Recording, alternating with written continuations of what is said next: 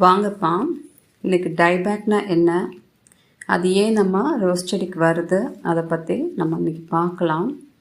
நீங்கள் எல்லோரும் பார்த்துருப்பீங்க, ரோஸ் செடி வச்சுருக்க எல்லாத்துக்கும் இந்த இஷ்யூஸ் வரும். டைபேக்கை பார்க்காதவங்க யாரும் இருக்க மாட்டோம். ரோஸ் பிளான்ட்லாம் நம்ம பொதுவாக என்ன செய்வோம், லேடிஸ் நம்ம வீட்டில் ரோஸ் செடி வளர்க்குறவங்கெல்லாம் பொதுவாக என்ன செய்வோம், டைபேக் வந்தால் வீட்டில் இருக்க மஞ்சத்தூளை கொண்டு போய் அதில் தடவுவோம், கத்தாழையை தடவுவோம். அப்புறம் வீட்டில் என்னென்ன பொருள் இருக்கோ எல்லாத்தையும் கொண்டு போய் கொஞ்சம் கொஞ்சம் வச்சோம்னா அது சரியாயிடும் அப்படின்னு நினச்சிட்டு நம்ம செய்கிறோம். ஓகே, மஞ்சத்தூள் கிருமி நாசினி, கத்தாழையும் ஓகே, அது கசப்பு தன்மை இருக்குது, அதுவும் சரியாகும் அப்படின்னா அது சின்ன டைபேக், ஒரு ஏதாவது ஒரு சின்ன காயத்துக்கு அது சின்ன மருந்து தான், அவ்வளோதான். ஆனால் டைபேக் கொஞ்சம் சிவியராக இருந்துச்சு அப்படின்னா இது எல்லாமே கட்டுப்படி ஆகாது. ஃபஸ்ட்டு டைபேக்னா என்ன அப்படிங்கிறத நம்ம ஃபஸ்ட்டு பார்க்கலாம். டைபேக் அப்படின்னா அந்த ஸ்டெம்மை மேலே காயும், மேலேருந்து கீழே காஞ்சிக்கிட்டே வரும், மேலேருந்து கீழே காஞ்சிக்கிட்டே வர்றது தான் டைபேக் அப்படின்னு சொல்கிறாங்க. இது ஏன் வருது, இந்த டைபேக் ஏன் வருது அப்படின்னா இது ஒரு ஃபங்கஸ். இது வெட்டிசிலியம் அல்போட்ரம் ஃபங்கஸ். இது இந்த ஃபங்கஸ் பேர். இந்த ஃபங்கஸ் என்ன செய்யும்னா, அதுக்குண்டான சூழ்நிலை இருக்கும்போது அந்த ஃபங்கஸ் அந்த செடிக்கிட்ட வரும். அதுக்குண்டான சூழ்நிலை அப்படின்னா எப்படின்னா, இப்போ நீங்கள் ஒரு ஈர துணியை அப்படியே ஒரு மூலையில் போட்டு வைங்க, அந்த இடத்துல பூஞ்சான் வரும். அதே மாதிரி தான் அப்போ அந்த ரூட்டு, செடிக்கு ரொம்ப முக்கியம் ரூட் ஆரோக்கியமாக இருந்தால் தான் இந்த மாதிரி எந்த நோயும் வராது. ஸோ அதனால தான் நம்ம சொல்லுவோம் ரூட்டை எப்பயுமே ஆரோக்கியமாக வச்சுக்கிறணும் அப்படின்னு. இந்த ஃபங்கஸ் மெயினாக தாக்குறதே ரூட்டை தாக்குச்சுன்னா ஆட்டோமேட்டிக்காக சப்ளை நின்றும், மேலே அந்த ஸ்டெம் காஞ்சிக்கிட்டே வந்துடும், கீழே வரைக்கும் காஞ்சிக்கிட்டே வந்துடும். இந்த ரூட்டுக்கிட்ட ஏன் இந்த ஃபங்கஸ் வருது அப்படின்னா, ரூட்டு ஈரப்பதமாக இருக்குது, இல்லை காஞ்சிருக்கு, ஒன்றும் நம்ம ஒழுங்காக தண்ணி ஊற்றிருக்க மாட்டோம், இல்லை ஓவராக தண்ணி ஊற்றிருப்போம், தண்ணி தேங்கி இருக்கும். அப்போது இந்த ஃபங்கஸ் ஈஸியாக அதுக்கு பிடிச்ச அந்த இதுக்கிட்ட, அந்த வேர்கிட்ட போய் ஃபுல்லாகவே பரவிடும் இந்த ஃபங்கஸ். அது ஃபங்கஸ் ஃபுல்லாக பரவிடுச்சுன்னா செடினால் ஒன்றும் பண்ண முடியாது. அப்போ அந்த வேர் ஃபுல்லாகவே அழுக ஆரம்பிச்சிடும். அப்புறம் செடி மேலேருந்து காஞ்சிக்கிட்டே வந்துடும். கொஞ்சம் கொஞ்சமாக நம்ம கட் பண்ண வேண்டியதான், அதை திருப்பி காயும். கட் பண்ண வேண்டியது அந்த மெயின் என்னங்கிறத நம்ம கண்டுபிடிக்கவே முடியலன்னா அந்த செடியை போயிடும் நமக்கு. ஸோ நம்ம கண்டுபிடிக்கணும் என்ன பிரச்சனை அப்படிங்கிறது. சின்ன ஒரு கட் கொடுக்கும்போது சின்னது வந்துச்சுன்னா நீங்கள் கத்தாழையை தடவலாம், மஞ்சத்தூளை தடவலாம், அதெல்லாம் ஒரு இஷ்யூஸ் கிடையாது. பூவை பறிக்கும்போது ஒரு சின்ன ஒரு மருந்து, அது ஆன்டிசெப்டிக் தான் போடலாம். ஆனால் நீங்கள் ஒரு பெரிய ப்ரூன் பண்ணுறீங்க, பெரிய ஸ்டெம்மெல்லாம் நம்ம ப்ரூன் பண்ணும்போது கண்டிப்பாக ஒரு சிஸ்டமேட்டிக் பேஸ்ட்டு நம்ம போடணும். ஒரு நல்ல ஒரு ஃபங்கிசைடு ஒரு வாங்கி கையில் வச்சுக்கணும். அதை கண்டிப்பாக அந்த பேஸ்ட்டை நம்ம அப்ளை பண்ணணும். பண்ணாதான் அந்த ஸ்டார்டிங்லேயே அந்த காயம் ஆறும் உங்களுக்கு.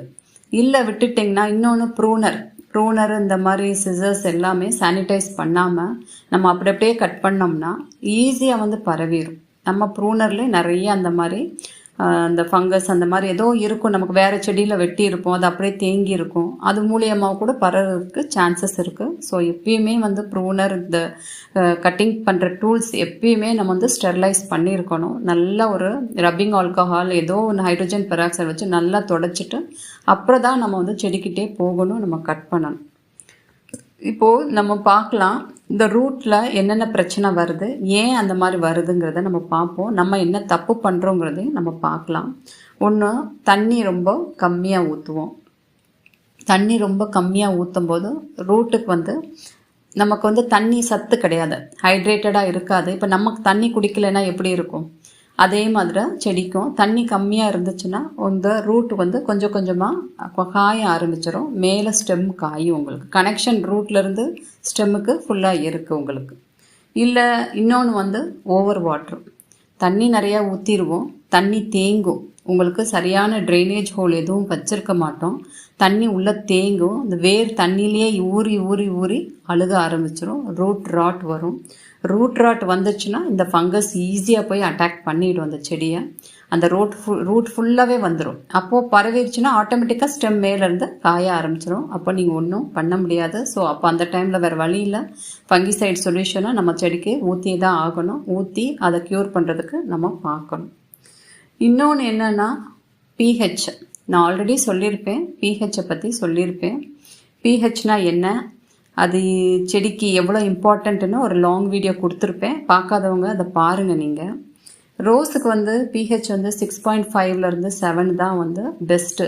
உங்களுக்கு 7 வந்து நியூட்ரல், 6.5 கொஞ்சம் கீழே இருக்கலாம். அசிடிக்கு தான் பெஸ்ட்டு. ஆனால் ஓவர் அசிடிக் ஆகிடக்கூடாது. 5.5 கீழே இறங்கிருச்சுன்னா அந்த ரூட்டெல்லாம் எரிஞ்சிடும் உங்களுக்கு. ஏன் அசிடிக் அவ்வளோ ஆகுதுன்னா ஓவர் ஃபெர்டிலைசர்ஸ். அளவுக்கு மீறி நம்ம செடி நல்லா வரணும்னு நினச்சி எல்லாத்தையும் கொண்டு போய் அந்த செடிக்கு நம்ம கொடுத்தோம்னா செடி என்ன தான் செய்யும், ஃபுல்லாகவே அந்த வேர் பூரா எரிஞ்சிரும், உங்களுக்கு அழுகிரும். அதனால தான் டைபேக் வரதே உங்களுக்கு. ஸோ அதை நம்ம பார்க்கணும். அளவுக்கு மீறினா அமிர்தமும் நஞ்சுங்கிற மாதிரி எதுவுமே அளவோடு கொடுக்கணும். இன்னும் அந்த தெரிஞ்சிருக்கணும் நமக்கு. இதை ஒரு சேனலை பார்த்து இதை கொடுக்கணும், இன்னொரு சேனலை பார்த்து அதை கொடுக்கணும். ஆக மொத்தம் எல்லாமே கொண்டு போய் நம்ம ரோசஸ்க்கு கொடுத்தோம்னா பாவம் அந்த செடி தான் என்ன பண்ணும். ஸோ ஒரு சிஸ்டம் இருக்கணும், உங்களுக்கு கரெக்டாக கொண்டு போகணும் அந்த ரோஸ் செடிக்கு.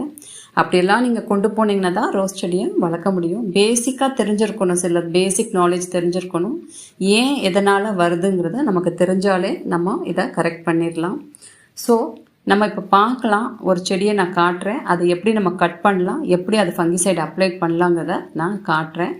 வாங்க அந்த செடியை பார்க்கலாம். இப்போது வாங்க இந்த செடியை பார்க்கலாம். இது வந்து ஒரு மதர் பிளான்ட்டு என்கிட்ட. எனக்கு பாருங்கள் இதோட டைபேக் எந்த அளவுக்கு இருக்குங்கிறத பாருங்கள். ஜஸ்ட் உங்கள்கிட்ட காமிக்கிறதுக்காக இதை நான் காட்டுறேன். என்கிட்ட வேறு செடியில் என்கிட்ட டைபேக் அந்த அளவுக்கு இல்லை, இந்த சிவியராக இல்லை.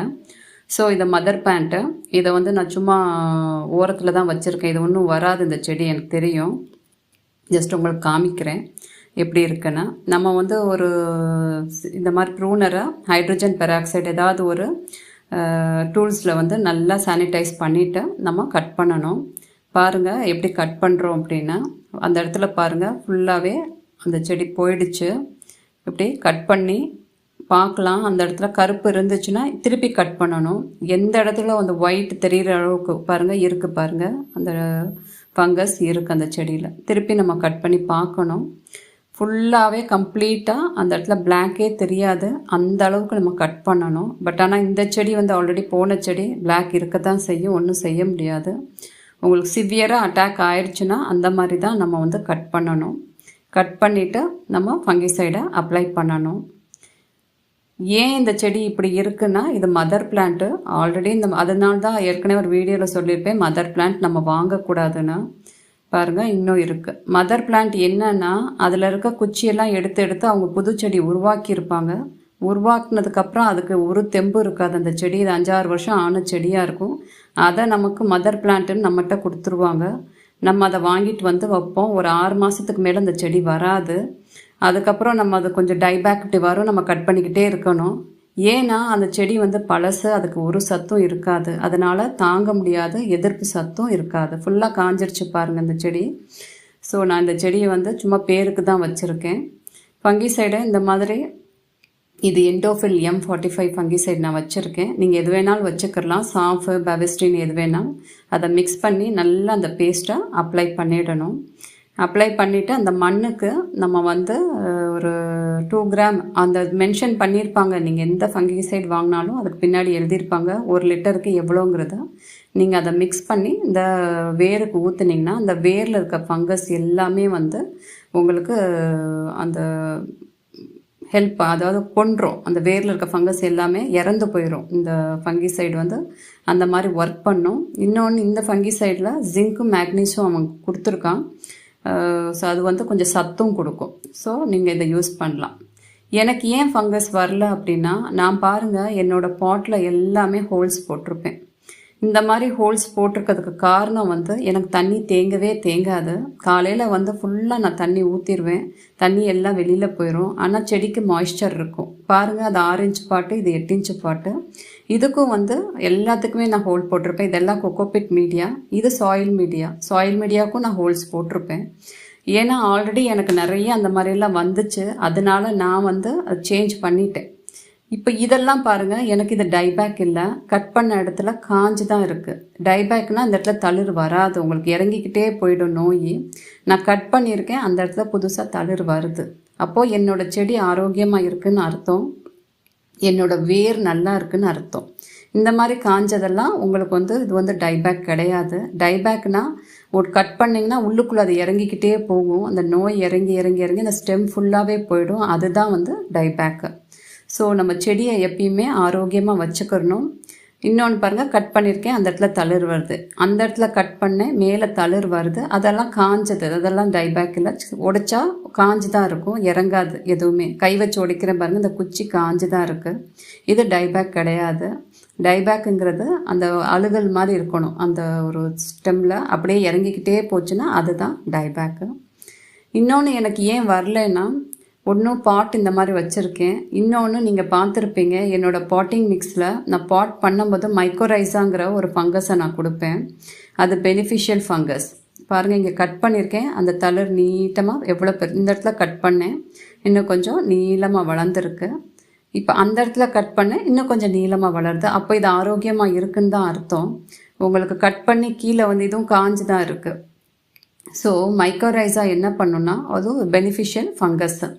ட்ரைகோடர்மா விரிடியும் மைக்கோரைஸாவும் நான் என்னோடய செடிக்கு ரீபாட் பண்ணும்போது கொடுக்குறத நீங்கள் பார்த்துருப்பீங்க. அதை பற்றி டீட்டெயில்டாக திருப்பி ஒரு வீடியோவில் நான் கொடுக்குறேன். ஆல்ரெடி ஒன்று கொடுத்துருப்பேன், அது ரொம்ப கொஞ்சம் பழைய வீடியோவாக இருக்கும். புதுசாக திருப்பி ஒன்று சொல்கிறேன் நான். அது ஏன் நம்ம கொடுக்கணும், அதனால் நமக்கு என்ன பெனிஃபிட் நம்ம ரோஸ் பிளான்ஸுக்கு அப்படிங்கிறத நான் சொல்கிறேன். அது ஒரு நல்ல ஃபங்கஸ்.